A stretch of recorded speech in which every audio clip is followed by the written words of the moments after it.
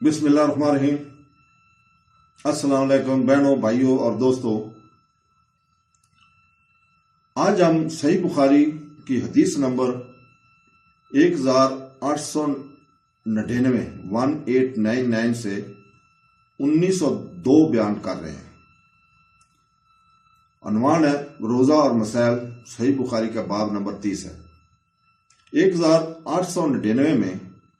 بخاری رحمۃ اللہ فرماتے ہیں کہ مجھ سے یحییٰ بن بکیر نے بیان کیا، کہا کہ مجھ سے لیث بن سعید نے بیان کیا، ان سے عقیل نے، ان سے ابن شہاب زہری نے بیان کیا کہ مجھے بنو تمیم کے مولا ابو سہیل بن ابی انس نے خبر دی، ان سے ان کے والد نے بیان کیا، اور انہوں نے ابو ہریرہ رضی اللہ تعالیٰ عنہ کو کہتے سنا کہ رسول پاک صلی اللہ علیہ وسلم فرمایا، جب رمضان کا مہینہ آتا ہے تو آسمان کے تمام دروازے کھول دیے جاتے ہیں، جہنم کے دروازے بند کر دیے جاتے ہیں، اور شیطان کو زنجیروں سے جکڑ دیا جاتا ہے۔ اسی طرح حدیث نمبر 1900 میں بخاری رحمۃ اللہ فرماتے ہیں کہ ہم سے یحییٰ بن بکیر نے بیان کیا، کہا ہم سے لیث نے بیان کیا، ان سے عقیل نے، ان سے ابن شہاب نے بیان کیا کہ مجھے سالم نے خبر دی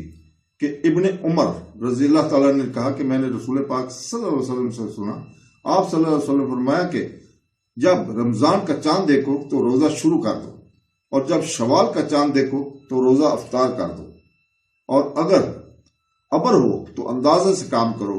یعنی 30 روزے پورے کر لو۔ اور بعض نے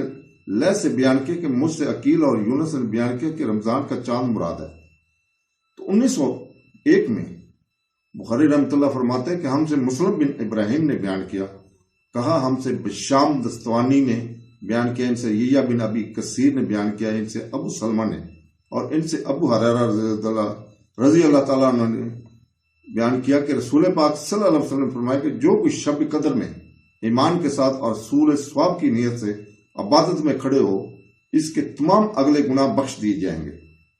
اور جس نے رمضان کے روزے ایمان کے ساتھ اور ثواب کی نیت سے رکھے، اس کے اگلے تمام گناہ معاف کر دیے جائیں گے۔ 1902 میں حدیث نمبر 1902 میں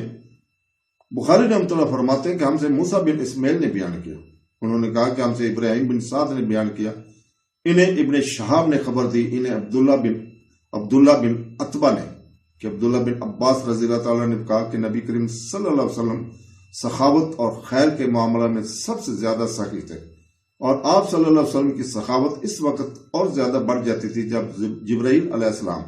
آپ صلی اللہ علیہ وسلم سے رمضان میں ملتے۔ جبرائیل علیہ السلام نبی کریم صلی اللہ علیہ وسلم سے رمضان شریف کی ہر رات میں ملتے، یہاں تک کہ رمضان گزر جاتا، نبی کریم صلی اللہ علیہ وسلم جبرائیل علیہ السلام سے قرآن کا دور کرتے تھے۔ جب جبرائیل علیہ السلام آپ صلی اللہ علیہ وسلم سے ملنے لگتے تو آپ صلی اللہ علیہ وسلم چلتی ہوا سے بھی زیادہ بھلائی پہنچانے میں سخی ہو جایا کرتے تھے۔ تو دوستو، اللہ تعالیٰ سے دعا ہے کہ ہمیں قرآن، تفسیر اور حدیث پڑھنے اور اپنے پیارے دین اسلام پر عمل کرتے ہوئے روزے رکھنے کی توفیق عطا فرمائے۔ آمین ثم آمین۔